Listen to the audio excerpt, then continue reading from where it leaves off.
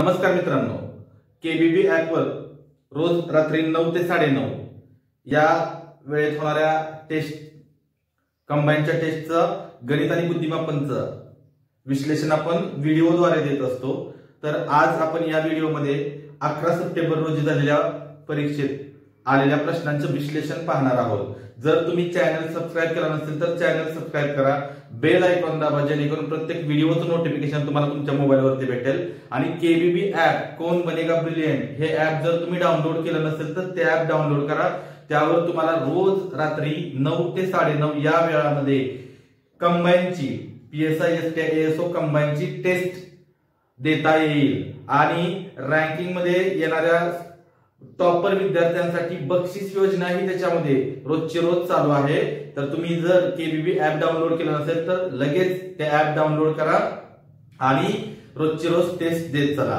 Okay, बघा पहिला प्रश्न आहे, प्रेरणा, सतीश, सोनाक्षी, दिया आणि अवी हे 5 मित्र पुणे, मुंबई, नगर, सातारा आणि दहिवडी या 5 शहरात राहतात, पण याच क्रमाने असेल असे नाही। प्रत्येक जण वेगवेगळ्या शहरात राहतो। सतीश व सोनाक्षी मुंबईचे नाहीत।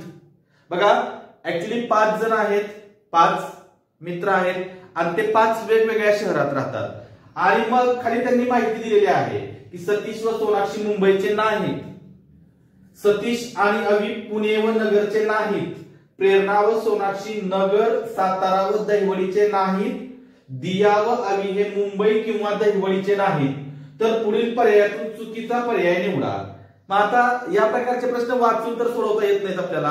मग या प्रश्नाची उत्तरं काढण्यासाठी आपल्याला टेबल फॉर्म बनवावा लागतो। टेबल मध्ये आपल्याला त्या माहितीचं पृथक्करण करावं लागतं।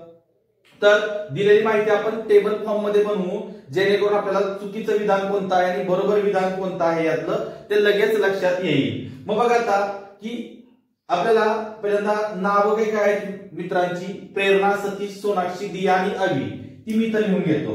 बघा, प्रेरणा,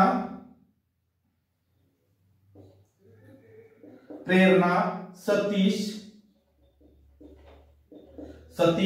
सोनाक्षी,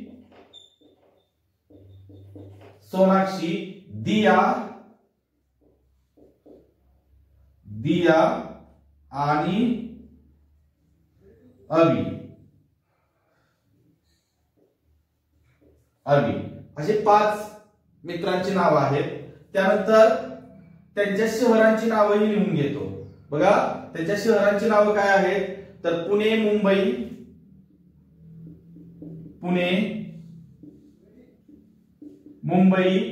नगर, सातारा आणि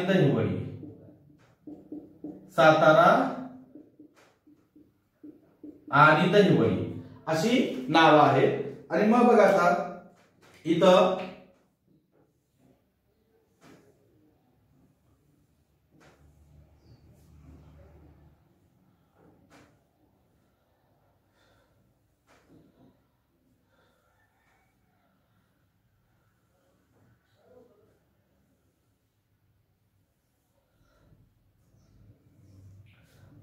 असं टेबल फॉर्म बनवून घेतो। आणि मग बघा आता त्यांनी दिलेली सगळे वाक्य निगेटिव्ह आहेत। आपण प्रश्न वाचला तेव्हा एक लक्षात आलं, सगळी वाक्य निगेटिव्ह आहेत। पण एक गोष्ट मात्र आपल्यासाठी पॉझिटिव्ह आहे की एक व्यक्ती ही एकाच शहरात राहते, एवढी एक पॉझिटिव्ह गोष्ट आहे। बघूया आपण, तर निगेटिव्ह आहे ते आपण निगेटिव्ह मार्किंग करत जाऊया त्यांना। काय म्हटलंय, पहिलं वाक्य काय बघा की सतीश व सोनाक्षी मुंबईचे नाहीत। आता बघा, सतीश आणि सोनाक्षी हे दोघेही मुंबईचे नाहीत। मग मुंबईला हे दोघे मुंबईचे नाहीत। बघा, सतीश आणि सोनाक्षी मुंबईचे नाहीत, पहिलं वाक्य झालं। दुसरं काय आहे, सतीश आणि अवी पुणे व नगरचे नाहीत। बघा, आता सतीश पुण्याचा नाही आणि नगरचा नाही, तसेच अवी सुद्धा पुण्याचा नाही आणि नगरचा नाही। जेवढी त्यांनी माहिती दिली तेवढी तरी अगोदर बघून घेऊ आपण। त्यानंतर बघा, प्रेरणा व सोनाक्षी या दोघी नगर, सातारा व दहिवडीच्या नाहीत। बघा, प्रेरणा आणि सोनाक्षी नगर, सातारा आणि दहिवडीच्या नाहीत। बघा, प्रेरणा व सोनाक्षी या नगर, सातारा आणि दहिवडीच्या नाहीत, बरोबर की नाही? तर हे बघा, प्रेरणा झाली सोनाक्षी, नगरची नाही, सातारा नाही आणि दहिवडी नाही. ओके, त्याच्या पुढचं वाक्य बघा, दिया व अवी हे मुंबई किंवा दहिवडीचे नाहीत. आता दिया आणि अवी खालचे दोघं, दिया आणि अवी बघा काय म्हटलंय, मुंबई किंवा दहिवडीचे नाहीत. हे मुंबई नाही आणि दहिवडी नाही.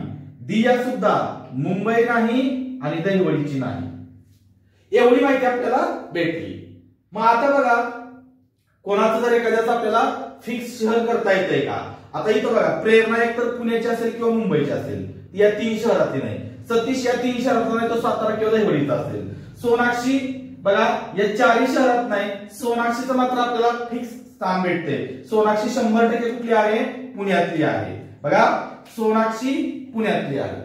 ओके, आता सोनाक्षी जर पुण्याची असेल, बघा सोनाक्षी जर पुण्याची असेल तर एका शहरात एकच व्यक्ती राहते, त्यामुळे प्रेरणा पुण्याची नसेल आणि दिया सुद्धा पुण्याची नसेल. या दोघींच्या पुल्या इथं आल्या बघा. ओके, आता बघा इथं पुन्हा प्रेरणा बघा, आता प्रेरणा पुण्याची नाही, नगरची नाही, साताऱ्याची नाही, दहिवडीची नाही, म्हणजेच कोणाची आहे? ती मुंबईची आहे. इथं मुंबईची आली. त्यानंतर बघा आता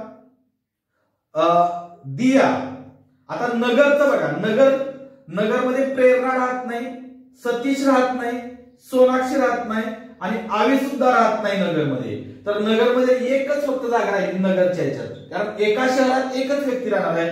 ती कोण आहे? तर दिया. त्यामुळे इथं आली दिया. जर दिया नगरची असेल तर ती साताऱ्याची नसणार आहे. ती साताऱ्याची नसणार आहे. आता बघा या बाबतीत, दहिवडीच्या बाबतीत बघा, दहिवडीच्या बाबतीत काय झालं, तर प्रेरणा दहिवडीची नाही, त्यानंतर सोनाक्षी दहिवडीची नाही, दिया दहिवडीची नाही आणि आवी सुद्धा दहिवडीचा नाही. म्हणजे दहिवडीची जागा एकच रिकामी राहिली. म्हणजे दहिवडीचा कोण असणार आहे? 100% सतीश असणार आहे. सतीश जर दहिवडीचा असेल तर तो साताऱ्याचा नसणार आहे. साताऱ्याच्या बाबतीत एकच जागा शिल्लक राहिली, साताऱ्याच्या रकान्यात एकच जागा शिल्लक राहिली, ती म्हणजे अवीची. आता बघा, प्रत्येकाच्या शहराचं ठिकाण आपणास सापडलं. मग आता आपण पर्यायाकडे जाऊ, ऑप्शनकडे बघा. पहिला पर्याय प्रेरणा मुंबईची आहे, प्रेरणा मुंबईची आहे, बरोबर आहे. लक्षात ठेवा, आपल्याला काय विचारलं माहितीये का? नीट लक्षात ठेवा, बरोबर नाही विचारलं तर चुकीचा पर्याय निवडायला सांगितलाय, चुकीचा. तर हे बरोबर आहे, त्यामुळे हे आपलं उत्तर नाही, प्रेरणा मुंबईची आहेच. त्यानंतर बघा पुढचा आहे सोनाक्षी पुण्याची आहे. सोनाक्षी आहे का? सोनाक्षी पुण्याची आहे, हेही बरोबर आहे, चुकीचं नाही. त्यानंतर तिसरं बघा, दिया नगरची आहे, दिया नगरची, दिया सुद्धा नगरची आहे, हे तिसरं आहे. तिन्ही बरोबर आहे, तर शेवटचं आपलं उत्तर असणार. बघा सतीश साताऱ्याचा आहे का सतीश साताऱ्याचा? तर सतीश मात्र कुठला आहे? सतीश हा दहिवडीचा आहे, तो साताऱ्याचा नाही. हे चुकीचं विधान आहे. चौथा ऑप्शन आहे, त्या चौथ्या ऑप्शन मधलं जे विधान आहे ते चुकीचं आहे. सतीश साताऱ्याचा नाही, तो कोणत्या शहरातला आहे? तर तो दहिवडी शहरातला आहे. त्यामुळे ऑप्शन नंबर 4 हे पहिल्या प्रश्नाचं उत्तर आहे. त्यानंतरचा प्रश्न पहा, घड्याळ या प्रकरणावरती आधारित असणारा प्रश्न. 2 ते 3 वाजताच्या दरम्यान बरोबर किती वाजता घड्याळाचे काटे परस्पर विरुद्ध दिशेला असतील? ओके, तर बघा आता मुलं वेगवेगळ्या पद्धतीने याचं उत्तर काढत असतात.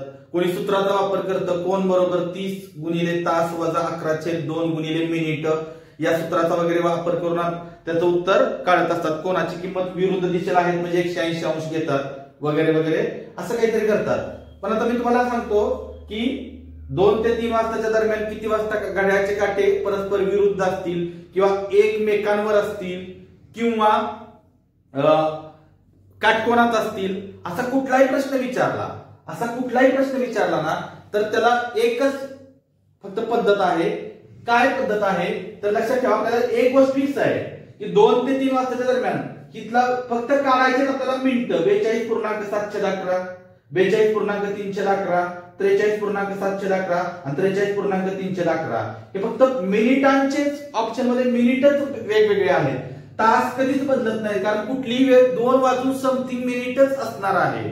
ओके, त्यामुळे आपल्याला तास काढायचं नाही, मिनिट काढायचे आहेत. तर अशा प्रकारच्या उदाहरणात एक लक्षात ठेवा, फॉर्म्युला काय यूज करायचा माहितीये का, तर मिनिट गुणिले 12/11 हे लक्षात ठेवा. आता ही मिनिट काय घ्यायची आणि मिनिटाची किंमत निघते बरं का, मिनिट बरोबर मिनिट गुणिले 12/11. आता इथली मिनिट काय घ्यायची ते फक्त नीट लक्ष द्या.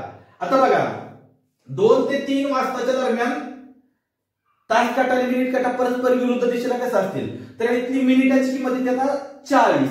कशी, तर 2च्या तास काटा 2 वर असेल तर मिनिट काटा त्याच्या विरुद्ध, म्हणजे 2च्या विरुद्ध कोणता अंक असतो, 8. म्हणजे 8 मिनिट 8 ला जिथं 8 आकडा असतो घड्याळात 12 पासून मिनिटं मोजली तर ती 40 मिनिटं होतात. मग 40 गुणिले 12/11 किंमत असते ना, ती यापैकी एक येते आणि ते उत्तर असतं. एवढं सोपं आहे. फक्त आता मी तुम्हाला डिटेल थोडं समजावून सांगतो, तुम्ही घरी प्रॅक्टिस केल्यानंतर तुम्हाला ते फास्ट करता येईल. आता बघा इथं घड्याळाचं थोडक्यात आपण चित्र काढून तुमच्या लक्षात येईल.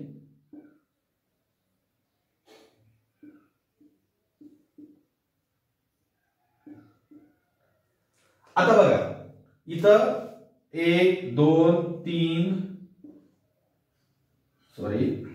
12 1 2 3 4 5 6 7 8 9 10 11. बघा एकदा समजलं की तुम्ही याची उत्तरे एकदम क्विकली काढू शकता. आता विचारलंय काय बघा, 2 ते 3 वाजताच्या दरम्यान विचारलंय. इथं फक्त बघायचं 2 ते 3 वाजताच्या दरम्यान नेहमी 2 वाजून समथिंग मिनिटं होणार आहे. त्यामुळे तास काटा काय करायचा, आपण डायरेक्ट तास काटा तुम्हाला सांगतो, डायरेक्ट तास काटा 2 वरती घ्यायचा. तास काटा जो आहे छोटा काटा तास काटा तो कशावरती घ्यायचा, 2 वरती घ्यायचा. बर आता काटे कसे विचारलेत त्यांनी, परस्पर विरुद्ध दिशेला. परस्पर विरुद्ध दिशेला म्हटलंय की नाही, तर मिनिट काटा त्याच्या बरोबर विरुद्ध घ्यायचा. बघा मिनिट काटा विरुद्ध, विरुद्ध म्हणजे कशावरती आला तो, 8 वरती आला की नाही.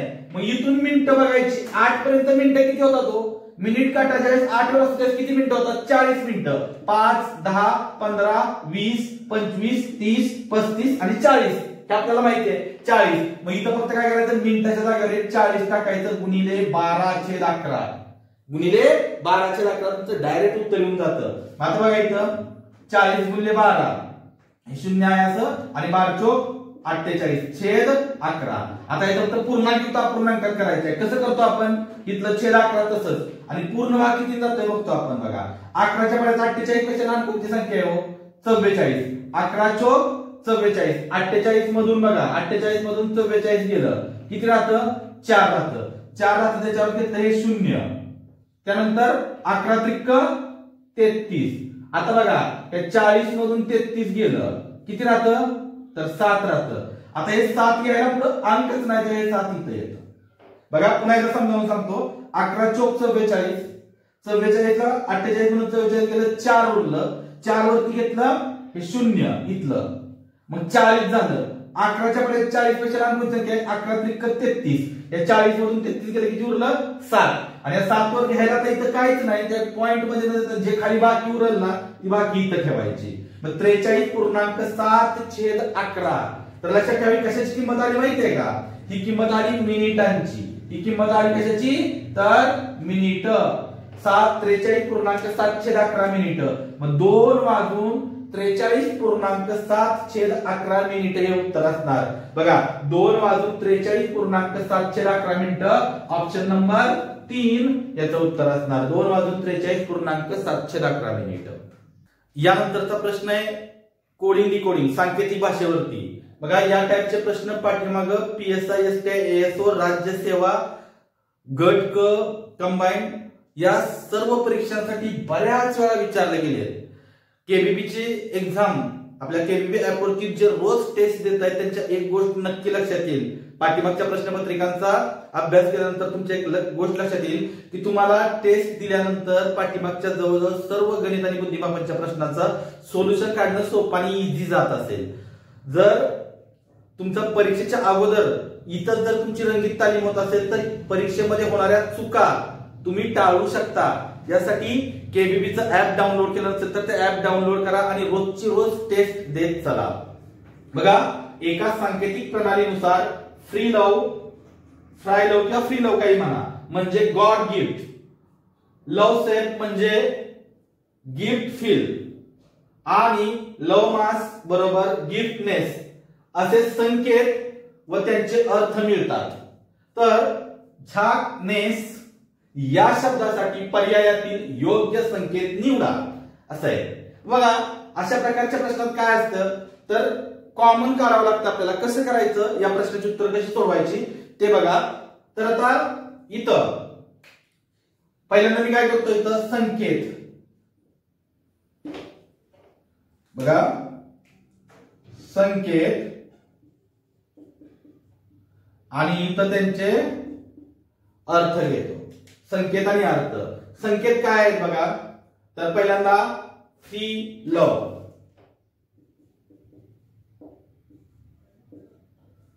म्हणजे काय आहे तर त्याचा अर्थ आहे गॉड गिफ्ट. त्याच्यानंतर पुढचा आहे लव सेफ म्हणजे गिफ्ट फील. त्याच्यानंतर लव मास म्हणजे गिफ्टनेस. तर आता विचारलंय काय त्यांनी माहिती आहे का,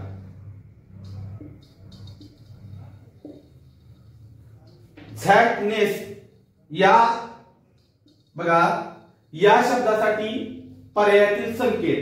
तर बघा आता नेस तुम्हाला इथं दिसतंय याच्यातलं आणि झेड एक आहे झॅक, त्याचा अर्थामध्ये कुठं झॅक दिसतंय का हो, लक्षात ठेवा नेस दिसतंय पण याच्यामध्ये तुम्हाला कुठंच हे झॅक दिसत नाही. बघा असे प्रश्न, याच टाईपचे प्रश्न असे बऱ्याच वेळा विचारले इथून पुढे विचारले जातील. तुम्हाला एक गोष्ट लक्षात ठेवा की जर विचारलेल्या अर्थातील जर एखादा शब्द नवीन आला असेल इथं, जसा की इथं झॅक हा शब्द नवीन आहे जो इथं कुठंच दिसत नाही, नेस मात्र दिसतो, इथं नेस आहे इथं नेस आहे, म्हणजे नेसचा संकेत तुम्हाला सापडेल पण झॅकचा संकेत तुम्हाला इथं भेटणारच नाही कारण झॅक हा शब्द अर्थामध्ये कुठंच नाही. मग फक्त आपण ऑप्शन मध्ये डायरेक्टली असा प्रश्न असेल तर डायरेक्टली त्याचं उत्तर कसं काढायचं तुम्हाला सांगतो लगेच. तर या ऑप्शन मध्ये कुठल्या ऑप्शन मध्ये एखादा नवीन शब्द आलाय तो बघायचा. आता बघा पहिल्या ऑप्शन मध्ये फ्राय आहे का, इथं आहे बघा. इकडे या बाजूला झॅक शब्द नवीन आहे तर इकडे पण या ऑप्शन मध्ये कुठेतरी एक शब्द नवीन असणार लक्षात ठेवा. तर इथं फ्राय आहे, ओके. मास इथं मास आहे, ठीक आहे. दोन्ही शब्द आहेत. आता इथं बघा मास ऑलरेडी आहे. त्यानंतर पून किंवा पण काय पण म्हणा पीयूएन ह्याच्यात कुठे दिसतंय का हो, बघा इथं झॅक हा शब्द नवीन आलाय. झॅक या साईडला जर झॅक शब्द नवीन असेल तर या साईडला नसलेला शब्द कोणता आहे तर पीयूएन. तर याचं उत्तर 2 असणार कारण झॅक हा शब्द अर्थामध्ये कुठंच नाही, तो नवीन शब्द आहे म्हणजे त्याचा संकेत पण नवीनच असणार. इथं बघा मास ऑलरेडी आहे, मास याच्यात आहे. फ्राय पण आहे. त्याच्यानंतर सेफ पण आहे बघा. त्याच्यानंतर मास पण आहे, ओके.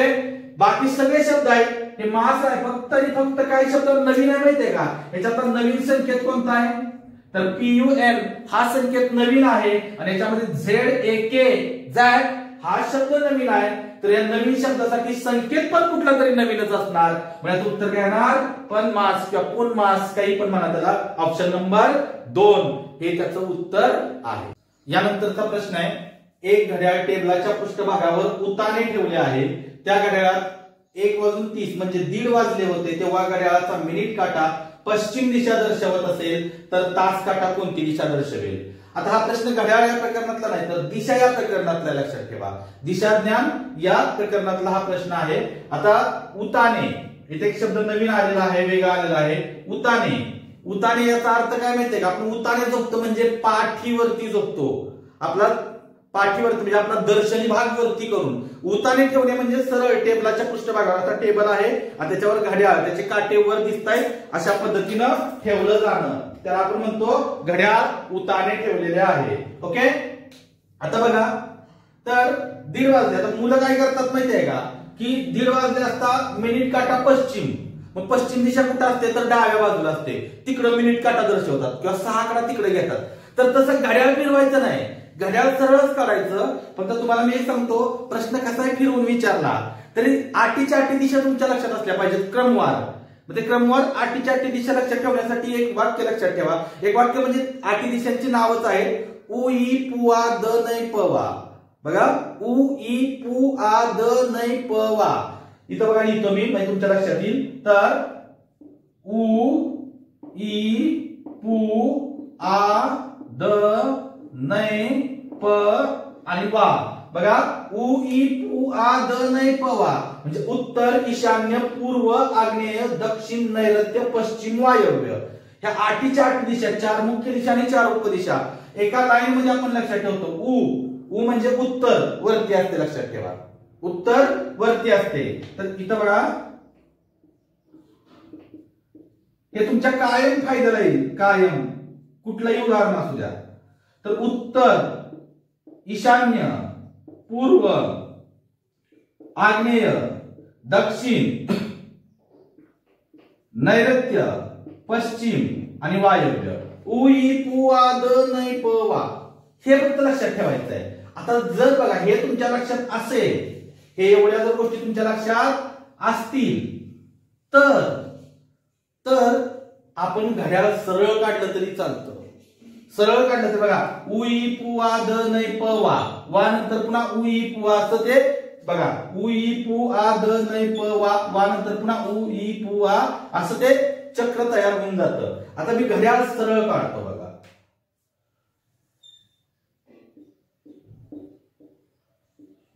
आता बघा, 1:30 वाजलाय म्हणजे काय असणार तर मिनिट काटा 6 वरती असणार, मिनिट काटा 6 वरती. हे 12, 1 आणि 2 आहे आणि तास काटा ही तास असणार. असा 1:30 वाजलाय, सरळ घड्याळ काढायचं.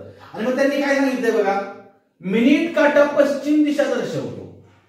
मिनिट काटा आहे ना, आता मी याच्या अशा दिशा काढतो, याच्या 8 दिशा असणार, लक्षात ठेवा, 8 दिशा घड्याळाच्या, अशा 8 दिशा असणार. इथं बघा, हा तास काटा या दिशेला आहे कुठल्या तरी. आता त्यांनी काय म्हटलंय, मिनिट काटा.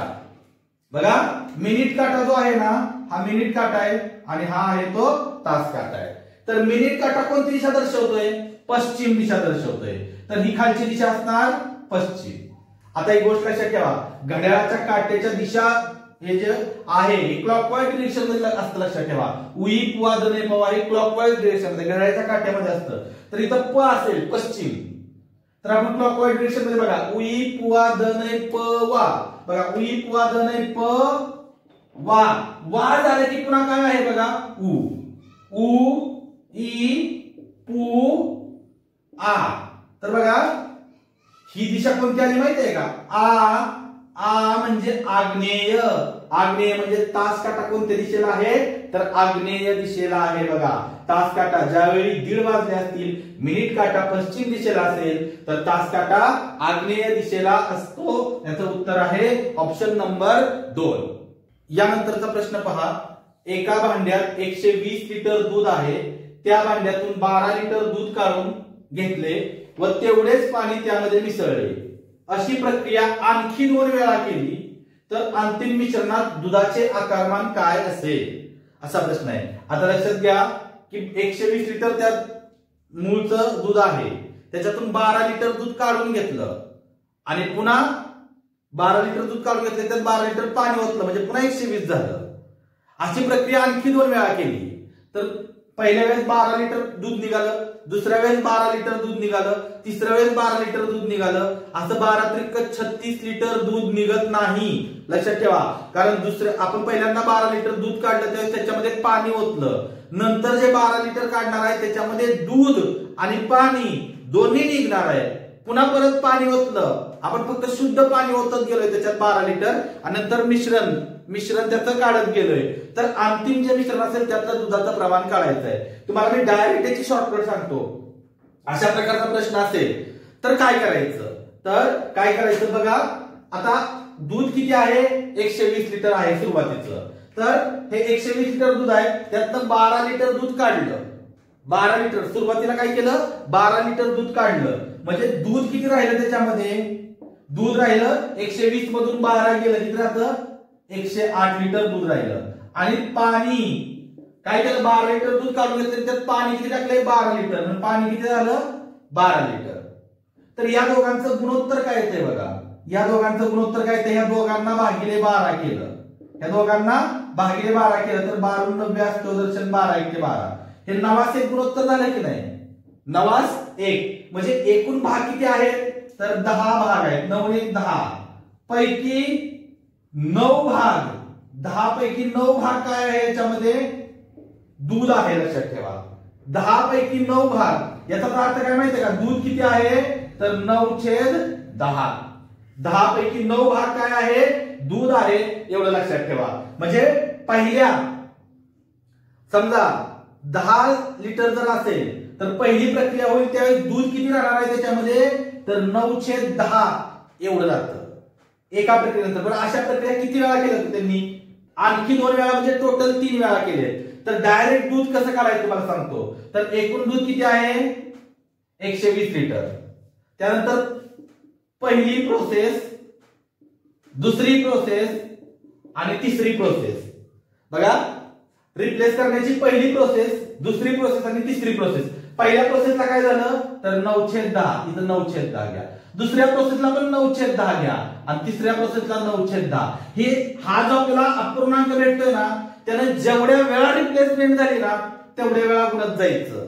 बघा तर आपण लोकसंख्या किंवा चक्रवाढ व्याज पद्धतीनं जे चक्रवाढ व्याजासाठी जी शॉर्टकट मेथड वापरली ना, तीच मेथड आपण इथं वापरतोय.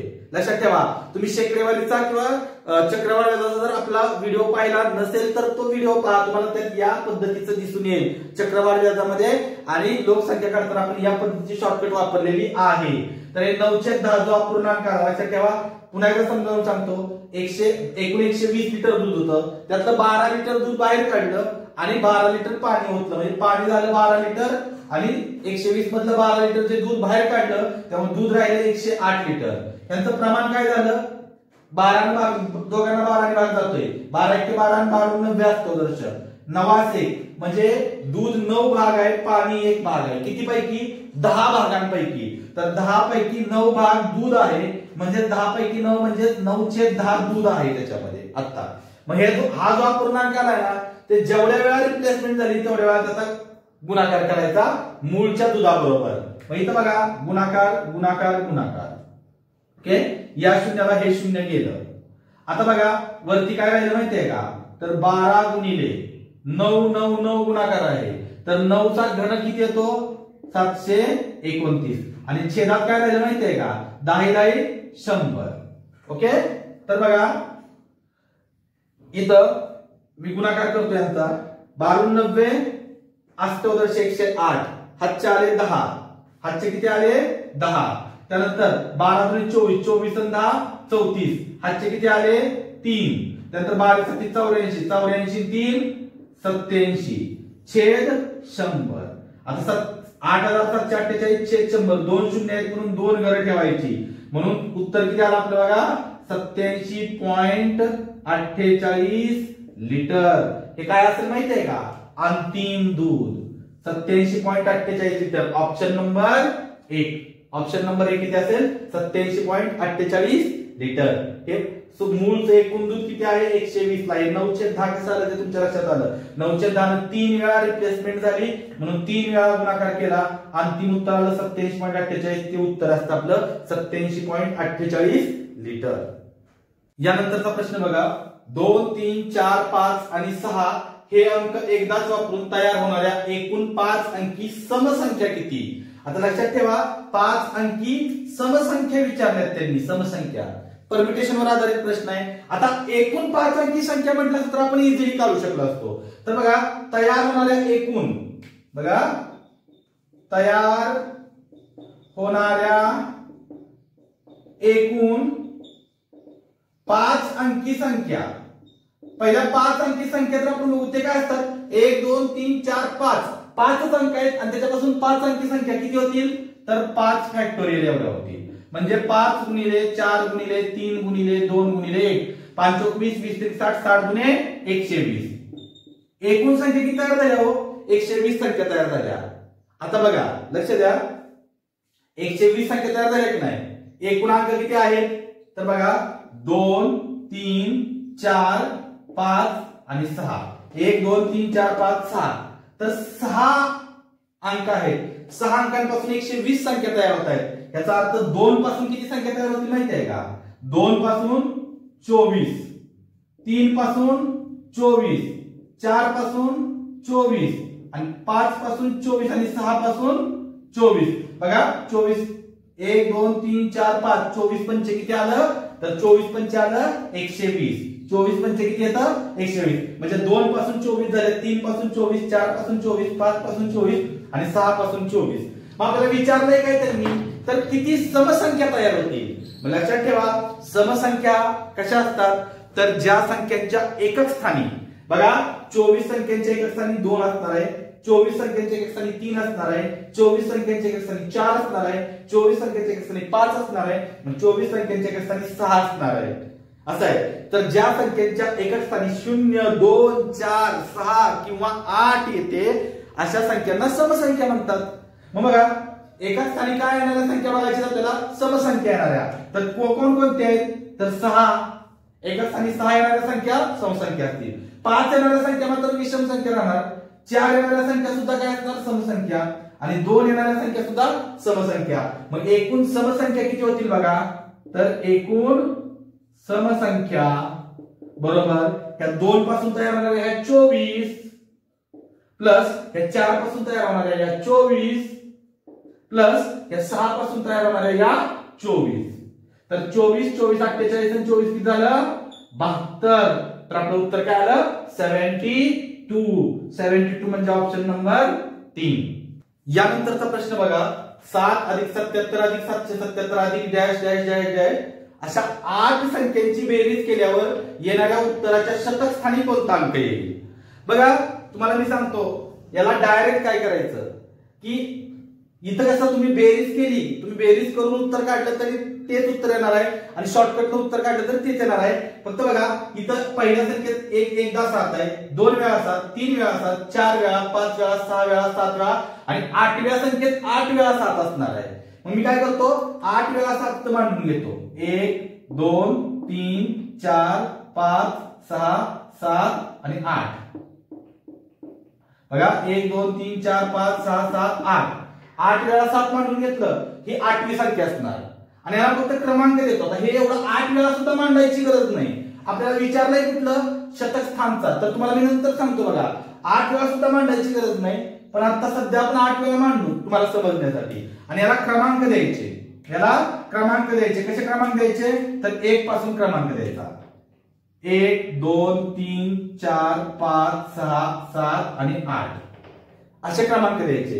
आणि त्याच्यानंतर बघा या संख्येचा आणि या क्रमांकांचा गुणाकार करत जायचं यांचा गुणाकार करत जायचं. बघा 7 8 56 ला 6 हातच्या आले 5 7 7 49 49 आणि 5 54 ला 4 हातच्या आले 5 7 7 42 42 आणि 5 47 ला 7 हातच्या आले 4 7 5 35 35 आणि 4 39 ला 9. पण आपल्याला विचारलंय हे उत्तर असतं लक्षात ठेवा. हे काय असतं उत्तर असतं त्या बेरजेचं सगळे ते उत्तर येतच. पण आपल्याला विचारलंय काय तर एकक दशक आणि शतक स्थानचा अंक विचारलाय तर शतक स्थानी कोणता अंक येईल उत्तराच्या 7. त्यामुळे याचं उत्तर काय असतं ऑप्शन नंबर 3. हे तुम्ही पुढच्या मांडायची गरजच नाही संख्या लक्षात ठेवा. डायरेक्ट विचारलंय ना असं इथं तर तुम्ही इथं पण करू शकता. इथं पण कसं करू शकता 8 संख्या म्हटले ना याला 8 म्हणायचं याला 7 आणि याला 6 8 7 बघा एकक दशक आणि शतक किती संख्या काढायची आपल्याला 8 7 56 ला 6 हातच्या आले 5 7 7 49 49 हातच्या आलेले 5 54 ला 4 पुन्हा हातच्या आले 5 7 7 42 42 आणि 5 47 ला 7 हातच्या आले काय आलं उत्तर इथं बघा 7. तुम्ही इथंच काढू शकता इझिली ते तुम्हाला समजण्यासाठी मी इथं पूर्ण मांडलं. यानंतरचा प्रश्न बघा, भूमितीवर आधारित असणारा एका तारेपासून तयार केलेल्या वर्तुळाचे क्षेत्रफळ 2464 चौसेमी असेल तर त्याच तारेपासून तयार केलेल्या चौरसाची परिमिती काढा. आता बघा, तार एकच आहे. आता इथं मुलं काय काय करतात काय माहित नाही. जर तुमच्या कन्सेप्ट क्लिअर नसतील तर तुम्हाला खूप त्रास होतो. या उदाहरणाला काय दिलंय की वर्तुळाचे क्षेत्रफळ दिलंय त्यांनी आणि त्याच तारेपासून बनवलेल्या चौरसाची परिमिती. लक्षात ठेवा, तार एकच आहे. आता बघा, ही तार आहे, ही काय आहे, तार आहे. अशी ही तार आहे. ह्या तारेपासून एकदा काय बनवलंय, वर्तुळ, आणि ह्याच तारेपासून पुन्हा काय बनवलंय, चौरस. याचा अर्थ तार एकच आहे. म्हणजे ह्या वर्तुळाची, ह्या चौरसाची परिमिती म्हणजेच वर्तुळाची कडा समान असणार एकच तार आहे. लक्षात ठेवा, चौरसाची परिमिती बरोबर वर्तुळाचा परिघ. हे लक्षात ठेवा कायमस्वरूपी. चौरसाची परिमिती बरोबर वर्तुळाचा परिघ. मग तुम्हाला वर्तुळाचा परिघ म्हणजे तारेची लांबी काढायची आहे आणि तारेची लांबी असणार तीच त्या चौरसाची काय असणार, परिमिती. याचा अर्थ कडांची बेरीज. लक्षात ठेवा, आणि याच्या कडा 4 असतात आणि कडांची बेरीज या तारे एवढीच येणार आहे. लक्षात ठेवा, त्यामुळे चौरसाची परिमिती काढायची आहे तुम्हाला. चौरसाची परिमिती म्हणजेच वर्तुळाचा परिघ काढायचे आहे. मग दिलेल्या माहितीवरून वर्तुळाच्या बाबतीत कुठलाही प्रश्न विचारला तर त्याची त्रिज्या माहित असणं गरजेचं आहे. इथं मात्र त्यांनी क्षेत्रफळ दिलंय आणि आपल्याला परिघ काढायचा आहे, वर्तुळाचा परिघ काढायचा आहे. तर बघा, त्रिज्या, तर वर्तुळाचं क्षेत्रफळ काय असतं, तर वर्तुळाचं क्षेत्रफळ बरोबर त्यांनी किती दिलंय, 2464 दिलेलं आहे. वर्तुळाच्या क्षेत्रफळाचं सूत्र काय असतं, पाय आर वर्ग बरोबर 2464 म्हणजेच 22/7 गुणिले आर चा वर्ग बरोबर 2464. तर आर वर्ग बरोबर 2464 गुणिले 7 भागिले 22. बघा, हे भागिले 7 इकडे गुणिले होतं आणि वरचं 22 आहे खाली छेदामध्ये जातं. मग 22 न भाग देतो मी. 22 1 22, 22 1 22 उरले 2, त्याच्यावरती घेतले 6, पुन्हा 22 1 22, पुन्हा उरले 4, त्याच्यावरती घेतले 4, 22 गुणिले 44. बघा, 112 गुणिले 7 आलं म्हणजे आर वर्गाची किंमत किती आली, 7 गुणे 14ला 4 हातचा आला 1, 7 1 7 आणि 1 8 आणि 7 1 7. आर वर्ग बरोबर 784 म्हणजेच आर बरोबर किती आलं, तर आर बरोबर 784 चं वर्गमूळ काय असतं, 28.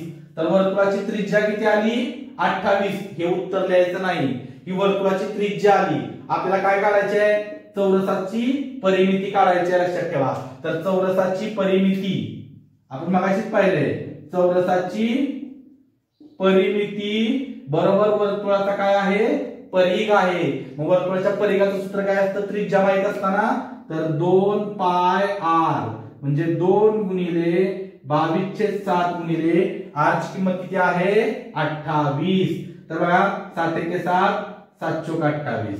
तर काय आलं बघा, 2 गुणिले हे 22 चोक 88. मग 2 गुणिले 88 म्हणजे 82 16ला 6 हातचा आला 1, 82 16 आणि 1 17. उत्तर काय आलं, 176. लक्षात ठेवा, उत्तर आलं 176 सेंटीमीटर. 176 काय आलं, सेंटीमीटर. Option number 2. तर अशा पद्धतीने आपण 11 सप्टेंबरला झालेल्या टेस्टचं विश्लेषण या व्हिडिओमध्ये पाहिलं. तुम्हाला जर व्हिडिओ आवडला असेल तर नक्की लाईक करा, शेअर करा मित्रांना आणि बेल आयकॉन दाबा, जेणेकरून प्रत्येक व्हिडिओचं नोटिफिकेशन तुम्हाला तुमच्या मोबाईलवरती मिळून जाईल. तुमच्या काही डाऊट्स, काही सूचना असतील तर त्या कमेंट बॉक्समध्ये नक्की टाका. धन्यवाद.